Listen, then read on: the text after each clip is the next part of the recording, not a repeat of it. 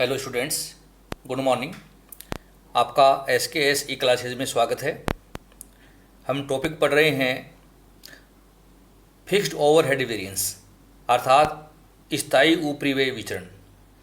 आपको मैंने मेरे पिछले लेक्चर में परिवर्तनशील ऊपरी व्यय विचरण पढ़ाए थे और आज हम पढ़ रहे हैं स्थायी ऊपरी व्यय विचरण। कल आपने पढ़ा था कि हमारे ओवरहेड दो तरह के होते हैं, एक होते हैं वेरिएबल ओवरहेड और दूसरे होते हैं फिक्स्ड ओवरहेड। तो वेरिएबल ओवरहेड वेरिएंस आपने कल पढ़े थे। एक होता है वेरिएबल ओवरहेड कॉस्ट वेरिएंस, दूसरा है वेरिएबल ओवरहेड एक्सपेंडिचर वेरिएंस और तीसरा था वेरिएबल ओवरहेड एफिशिएंसी वेरिएंस।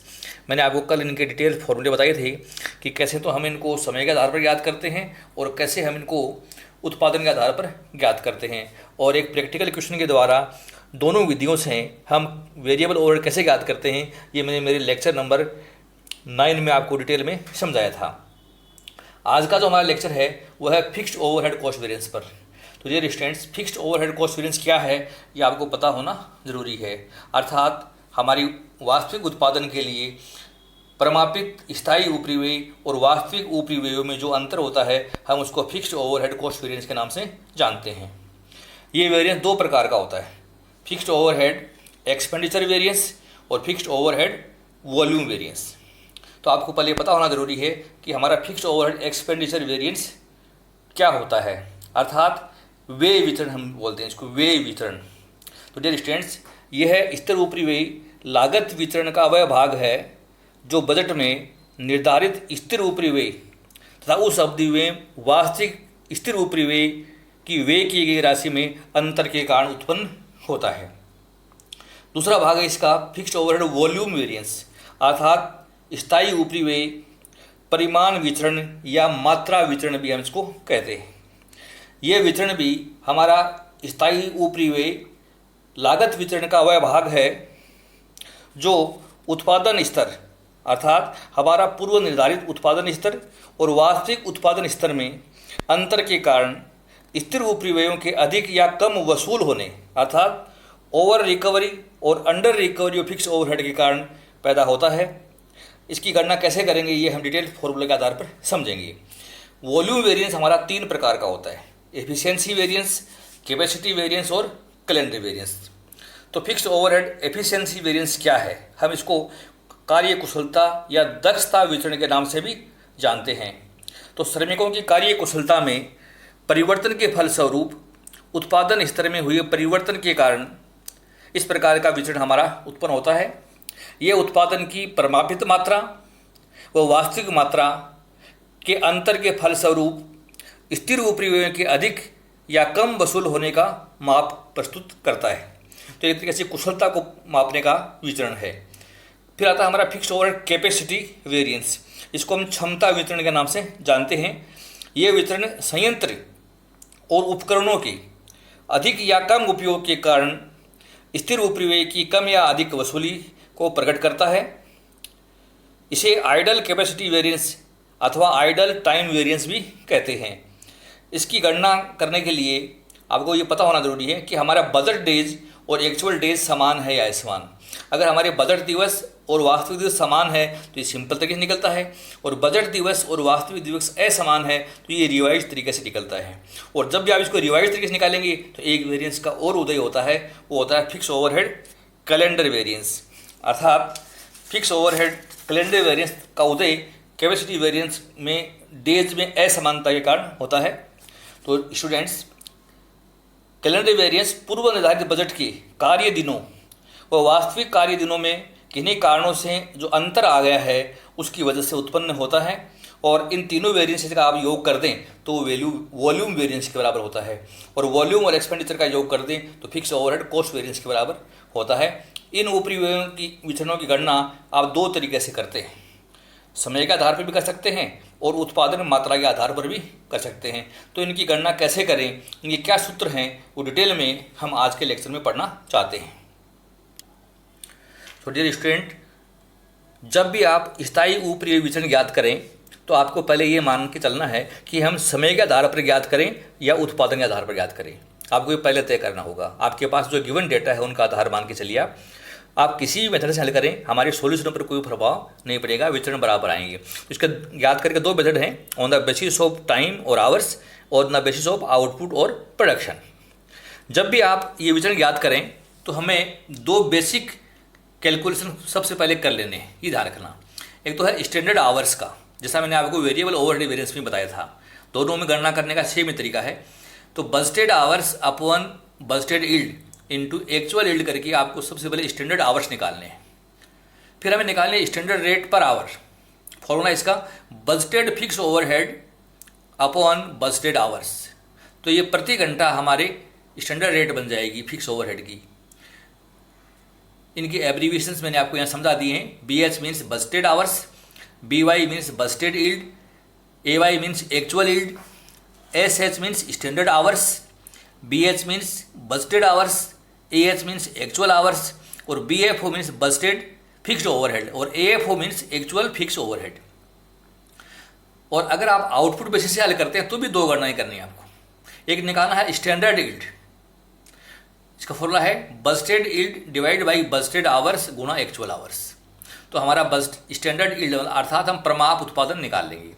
दूसरा हमें निकालना है स्टैंडर्ड रेट पर यूनिट, अर्थात उत्पादन की प्रति इकाई प्रमाप दर क्या हुई है निकालनी है। फॉर्मूला है budgeted fix overhead upon budgeted yield, अर्थात हमारे बजट के जो स्थायी उपरिव्यय हैं उनमें बजट उत्पादन का भाग दे दें तो प्रति इकाई स्टैंडर्ड रेट हमें निकल जाएगी। तो ये दो ही गणना यहाँ पर करनी है, दो गणना ही समय के आधार पर करनी है। अब हम कैसे याद करेंगे अपने को समझ रहे हैं। तो इनके सूत्र इस प्रकार से होंगे।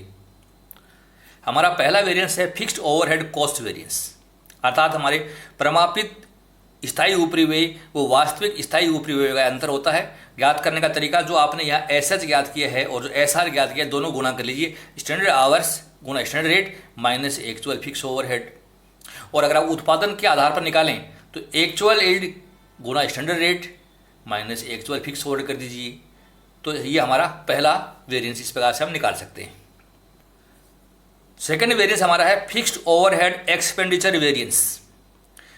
तो इसको कैसे याद करें? अगर आप समय के आधार पर निकालते हो तो बजटेड आवर्स गुणा standard rate minus actual fix overhead, और उत्पादन के हिसाब से निकालते हैं तो बजटेड यील्ड गुणा standard rate minus actual fix overhead. हम बहुत आसानी से इन सूत्रों से निकाल सकते हैं। तीसरा वेरिएंस है फिक्स्ड ओवरहेड वॉल्यूम वेरिएंस, अर्थात स्थायी उपरिव्यय परिमाण विचरण।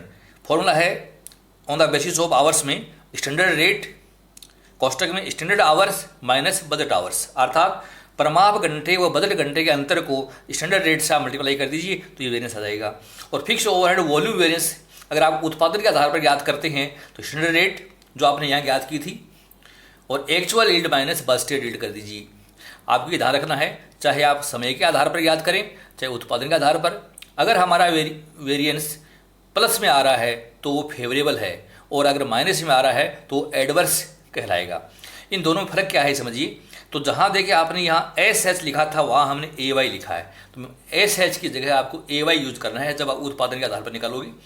और जहाँ पर भी आपने AS लिखा है वहाँ पर SY आपको यूज करना होता है। ये अपने को ध्यान रखना है। एक्चुअल आवर्स की जगह हमें स्टैंडर्ड यील्ड यूज करनी होती है, ये अपने को विशेष रूप से ध्यान रखना है। अब हम इसकी कुछ वेरिफिकेशन है वो भी समझ लीजिए।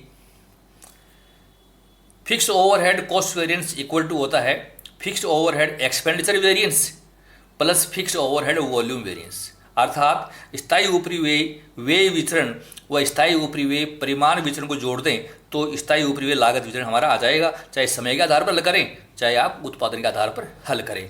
तो ये तो हमारे थे बेसिक जो मैंने आपको बताया, fix over cost variance, fix over expenditure variance and fix over volume variance. अब वॉल्यूम वेरिएंस हमारा 3 प्रकार का होता है, वो कैसे याद करें ये भी आपको अभी समझना है। वॉल्यूम वेरिएंस का पहला पार्ट है फिक्स्ड ओवरहेड एफिशिएंसी वेरिएंस, अर्थात स्थायी उपरिव्यय कुशलता विचरण। समय के आधार पर आप हल करें तो स्टैंडर्ड रेट कोष्टक में standard hours minus actual hours से हल हो जाएगा, और आप उत्पादन के हिसाब से हल करें तो standard rate actual yield minus standard yield का अंतर को आप इस SR से गुणा कर दें तो भी निकल जाएगा। तो प्लस में है तो ये फेवरेबल है और माइनस में होता है तो ये एडवर्स है। तो ये हमारा वॉल्यूम वेरिएंस का पहला पार्ट है। अब वॉल्यूम वेरिएंस का दूसरा पार्ट हम पढ़ते हैं फिक्स्ड ओवरहेड कैपेसिटी वेरिएंस। स्थायी ऊपरी व्यय क्षमता विचरण, ये दो तरीके से निकलता है। पहला है इसका, जब बजट दिवस व वास्तविक दिवस समान हो, अर्थात बजट के वर्किंग डेज जो हमने माने हैं, पूर्व निर्धारित हैं, और जो एक्चुअल वर्किंग डेज हैं वो अगर बराबर हैं तो ये सिंपल निकलेगा। स्टैंडर्ड रेट कोष्टक में AH माइनस BH, अर्थात actual hours minus budgeted hours हल कर देंगे। और अगर आप उत्पादन के आधार पर हल कर रहे हो तो standard rate standard yield minus budgeted yield कर लीजिए आप। तो ये वो इसलिए जब बजट दिवस वो वास्तविक दिवस समान हो तो ये सिंपल तरीके से निकलेगा। और दूसरी स्थिति आती है हमारी, जब बजट दिवस व वास्तविक दिवस असमान हो, बजटेड वर्किंग डेज और एक्चुअल वर्किंग डेज अनइक्वल हो तो ये रिवाइज निकलेगा। Standard rate actual hours minus revised budgeted hours. तो यहाँ पर रिवाइज बजटेड आवर्स निकालने का फॉर्मूला ये है, budget hours upon budgeted days into actual days, अर्थात बजट आवर्स में बजट दिनों का भाग देना है, एक्चुअल दिनों जो गुणा करेंगे तो ये RBH आ जाएगा। और RBH घटाकर आपको फिक्स ओवरहेड कैपेसिटी वेरिएंस याद करना है। और उत्पादन के आधार पर आप हल कर रहे हैं तो हमारा formula standard rate standard yield minus revised budgeted yield. तो रिवाइज्ड बजटेड यील्ड कैसे निकालें, वो फॉर्मूला है budgeted yield upon budgeted days into actual days करके आप निकाल सकते हैं। और एक ध्यान रखिए, अगर आपने इसको रिवाइज तरीके से निकाला है, B पॉइंट में हल किया है, तो एक वेरिएंस और निकलेगा, जिसको हम कहते हैं फिक्स ओवरहेड कैलेंडर वेरिएंस। तो ये है हमारा फिक्स ओवरहेड कैलेंडर वेरिएंस, अर्थात वॉल्यूम वेरिएंस का ये थर्ड पार्ट है। और ये तभी निकलता है, ये विचरण बजटेड डेज व एक्चुअल डेज असमान होने पर ही निकलता है। अर्थात B कंडीशन में अगर आपने कैपेसिटी वेरिएंस याद किया है तभी निकलेगा ही, और A कंडीशन में सवाल सोल्व किया है तो ये वेरिएंस नहीं निकलेगा। तो फिक्स ओवरहेड कैलेंडर वेरिएंस का फॉर्मूला है स्टैंडर्ड रेट कोष्टक में revised budgeted hours minus budgeted hours. और ये रिवाइज बजटेड आवर वही हैं जो आपने यहाँ ज्ञात किए थे, RBH, वही यूज आपको करने हैं। और उत्पादन के आधार पर हल करें तो fix overhead calendar variance formula हमारा स्टैंडर्ड रेट कोष्टक में RBY minus BY, revise budgeted yield minus budgeted yield. और ये RBY वही है जो आपने फिक्स ओवरहेड कैपेसिटी वेरिएंस को रिवाइज करते समय निकाला था। तो ये हमारी वेरिएंस है। तो आप 4, 5 और 6 का योग कर दें तो हमारा इनका योग फिक्स ओवरहेड वॉल्यूम वेरिएंस के बराबर आएगा। ये हम एक जांच के द्वारा भी आपको यहाँ समझा रहे हैं। हमारा वेरिफिकेशन है fix overhead volume variance equal to fix overhead efficiency variance plus fix overhead capacity variance plus fix overhead calendar variance. अर्थात 4, 5 और 6 इन तीनों का योग कर दें तो ये हमारा वेरिएंस जो है ये इक्वल टू वॉल्यूम वेरिएंस क्या आ जाएगा। और एक वेरिफिकेशन और भी है, fix overhead cost variance equal to fix overhead expenditure variance plus fix overhead efficiency variance plus fix overhead capacity variance plus fix overhead calendar variance. इन सब का योग कर दें तो ये फिक्स ओवरहेड कॉस्ट वेरिएंस के बराबर आएगा। तो ये हमें पता लग जाएगा, अगर वेरिएंस सही बैठ रहा है तो हमारी गणनाएं बिल्कुल सही हैं। और अगर आपने उत्पादन के आधार पर भी गणना किए तो वेरिफिकेशन हमारा सेम ही होगा, इसमें किसी प्रकार का कोई परिवर्तन नहीं होगा। ये अपने को विशेष रूप से ध्यान रखना है। तो ये मैंने 6 सूत्र आपके फिक्स ओवरहेड वेरिएंसेस से संबंधित आपको बताए हैं। समय के आधार पर मैंने लेफ्ट साइड में समझाए हैं और उत्पादन के आधार पर मैंने इस चार्ट में राइट साइड में समझाए हैं। आपको इनको अच्छी तरीके से समझना है। आप कोई सा भी मेथड जो आपको सरल लगे आप यूज कर लीजिए। आपको एग्जाम में केवल एक ही मेथड को यूज करना है, ये विशेष रूप से ध्यान रखना है। मेरे कल के लेक्चर में आपको मैं फिक्स ओवरहेड वेरिएंसेस कैसे ज्ञात करें प्रैक्टिकल क्वेश्चन के द्वारा बताना चाहूँगा कि समय के आधार पर हम कैसे गणना करें, उत्पादन के आधार पर हम गणनाएं कैसे करें। तो मेरा लेक्चर आप कंटिन्यू वॉच करते रहिए।